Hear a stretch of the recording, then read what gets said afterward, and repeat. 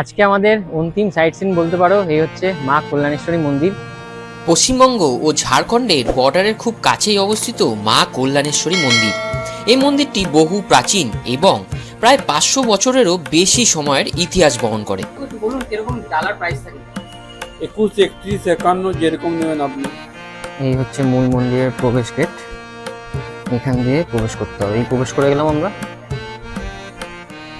একসময় এই অঞ্চলে নরবলির প্রচলন ছিল, যদিও বর্তমান মন্দিরটি অনেক নতুন।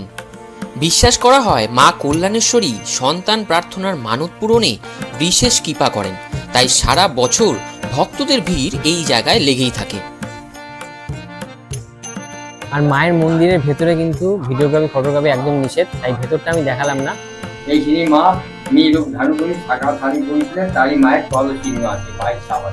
এই হচ্ছে কল্যাণেশ্বরী মায়ের মন্দির। এখান থেকে ঠিক ভেতর দিয়ে এইভাবে সিঁড়ি হয়ে নেমে আসলেই তোমরা দেখতে পাবে এই হচ্ছে একটা মন্দির। তার ঠিক পাশেই রয়েছে পাহাড় থেকে নেমে আসা ঝর্ণার জল। একটা দারুণ সুন্দর ভিউ এই জায়গাটা রয়েছে, দারুণ সুন্দর। আর এই দেখতে পাচ্ছ এই জলধারা বয়ে চলেছে, কি স্পিড দেখো। এখান দিয়ে ঢালু হয়ে পুরো নিচে চলে যাচ্ছে একদম এইভাবে। এই দেখতে পাচ্ছ একদম স্বচ্ছ জল, জলের প্রচন্ড আওয়াজ, জানি না মাইকে কতটা আসবে, তবে এই জল বয়ে আসছে এইভাবে। আর বেশ ফোর্স আছে জলের। আর এই জায়গাগুলোর ওপর পুরো পিছল, মানে অল টাইম জল পড়ছে তো পুরো পিছল, কেউ এই জায়গাগুলোর উপর যাবে না, কারণ প্রচন্ড স্রোত আছে এই জায়গাটায়। শান্ত পরিবেশ আর মন্দিরের আধ্যাত্মিক আবহ সব মিলিয়ে মাইথন এলে এই মন্দির একবার অবশ্যই দেখা উচিত।